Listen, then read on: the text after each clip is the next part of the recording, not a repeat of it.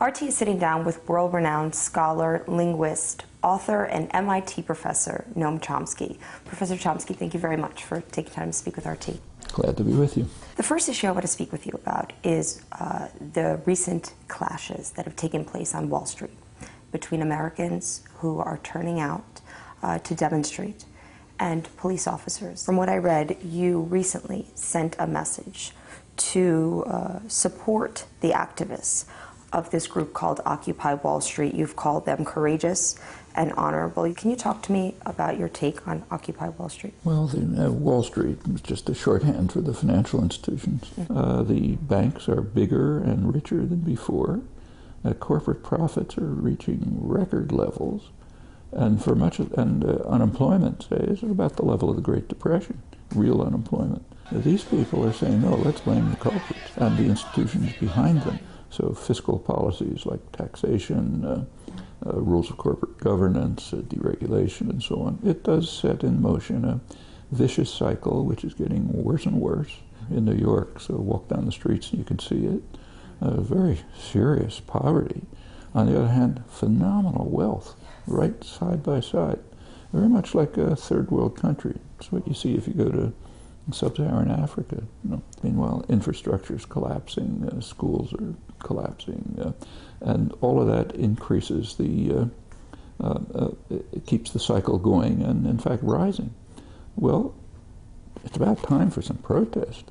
What may be new in the coming year for the 2012 election is that many, including yourself, have speculated and assumed that the campaign spending for the U.S. election in 2012 will exceed $1 billion. For each candidate. That is a massive amount. It'll probably be much bigger than that. And where does that come from?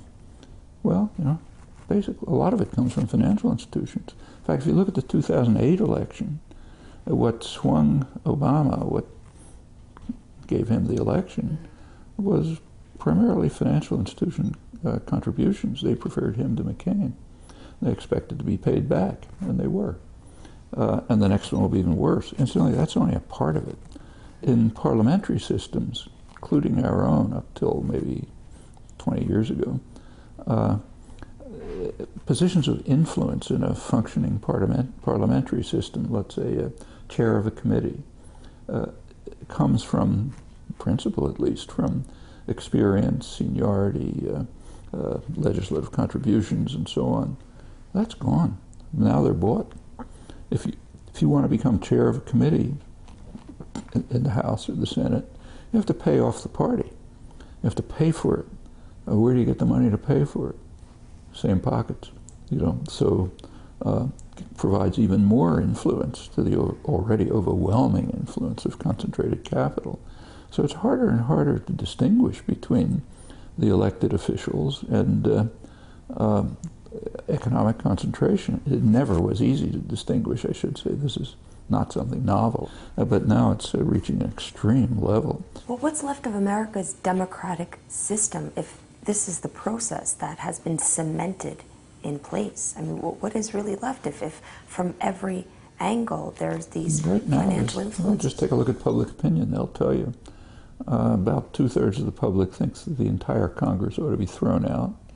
But that doesn't mean that it's going to happen. No, but it means that the system isn't working, and the public knows it. The popularity of favorability rating for Congress is in single digits. President not much higher, and the same runs across all other institutions. It's a very widespread sense that everything is going wrong. That tells you the democratic system is just not functioning. Now, in fact, I don't want to suggest that this is totally new. So you go back a century, and you can still predict throughout all this period pretty well the outcome of elections by campaign funding. But there are degrees, and now it's gotten extreme. The levels to which the U.S. has departed from other capitalist societies are pretty remarkable. You released a book recently called 9/11, Was There an Alternative?, focusing on the U.S. assassination of Osama bin Laden and the continuity, you say, between George W. Bush and Barack Obama. The killing of Osama bin Laden is an interesting case. It was done in such a way as to infuriate the Pakistanis, which is extremely dangerous. It's the most dangerous country in the world. I go into it. But they have a professional army committed to the sovereignty of Pakistan. Pakistanis were already overwhelmingly anti-American. This shoots it through the stratosphere. The army is bitterly angry, not only at the invasion of the country and the murder of someone on their soil, but also that they're being pressured, forced to take part in an American war in Afghanistan. Some of the actually conservative military analysts who wrote about the bin Laden assassination, I quoted some of them, pointed out quite accurately that there's a shift between Bush's policies and Obama's on this. Bush's policy was to kidnap people, whatever you thought about them, take them to Guantanamo or Bagram or some other torture chamber and try to extract some information out of them. We know what that was like. I don't have to describe it. Obama's policy is just to kill them. They're killing them all over the world. It's targeted assassination campaigns. You don't even kidnap them and torture them, just kill them. And the bin Laden assassination was a case in point. It's hard to remember, but there used to be a system of justice in the West which said that a person is a suspect until he's proven guilty. Up until then, he's a suspect. He's innocent until proven guilty. Well, that's gone. Now you just kill them if you think they're guilty. So he was apprehended, no resistance. He was alone with his wife, no defense, nothing. Highly trained commandos could certainly have apprehended him. They didn't. They were under orders to murder him and then toss his body into the ocean. Acts that are almost designed in such a way as to increase anger and hatred throughout the Muslim world. In fact, among anybody who's got their eyes open. You talk about the Obama administration and how the U.S. actions right now could be infuriating the Muslim world, the Arab world. The Obama administration has supported the Tunisians, has supported the Egyptians, has supported the Libyans in the so-called Arab Spring. The Palestinians have officially submitted an application for UN membership and statehood. The U.S. says that they will cast a veto against it if they have to, because they believe that direct negotiations should take place between Palestine and Israel before there's an independent Palestine. Well, first of all, I have to make a qualification. The United States and its Western allies did not support the Egyptian and Tunisian revolutions. They opposed them. They backed the dictator, and Tunisia was mostly France. It's their colony. Fixed colony in Egypt was the United States and Britain. They supported the dictators until the last minute. And when the army turned against them and it was no longer possible to support them, then they said, okay, democracy is wonderful. And then they moved to try to ensure that the regimes would stay pretty much as they were. And so it's a very old pattern. But putting that aside, it's true that the United States announced that it would cast a veto. For about 35 years, the United States and Israel have been rejecting a political settlement that is supported by virtually the entire world. The Arab League, the Organization of Islamic States, which includes Iran, Hamas supports it.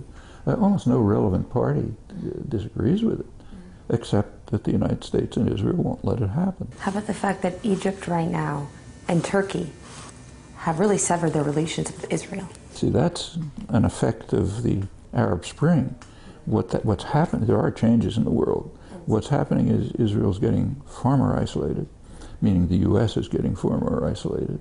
For example, a couple months ago, there was a meeting of the oligarchs, people who pretty much own the economy. They warned the government that they better accept something like this resolution, because they said otherwise Israel will be, as they put it, South Africanized, even more isolated, boycotts, refusal to load ships, and so on, and our economy will collapse. Now, it's interesting that Israel's reacting pretty much the way South Africa did.